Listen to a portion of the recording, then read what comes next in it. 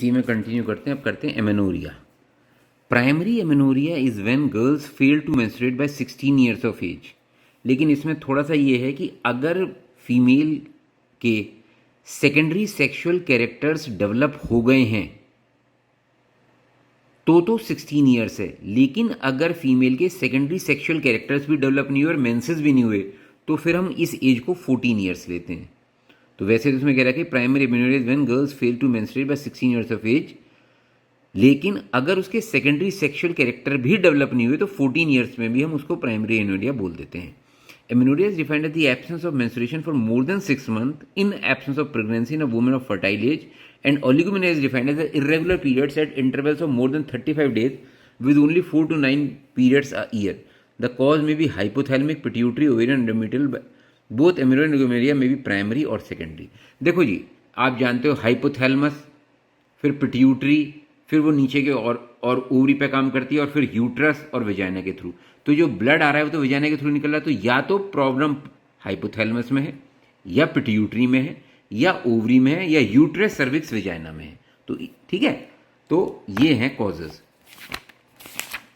जैसे इसमें ये दिल का भाई, या तो प्रॉब्लम यहाँ है, या प्रॉब्लम यहाँ है, या यहाँ है, या यहाँ, या यहाँ है। तो ये है।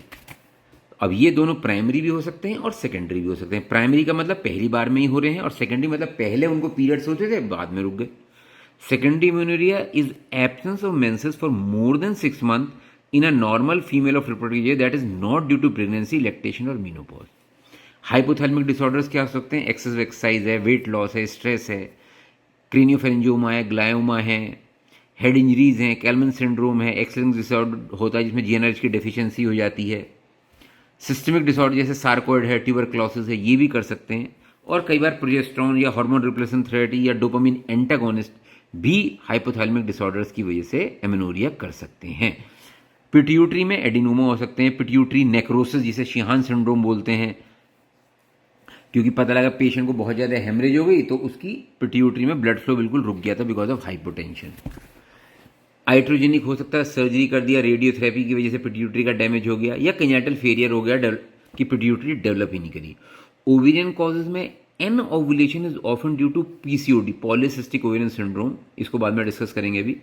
Ovarian failure is the cause of hypergonadotropic hypogonadism, and premature ovarian failure is defined as cessation of period before 40 years of age, और इसको बाद में डिस्कस करेंगे।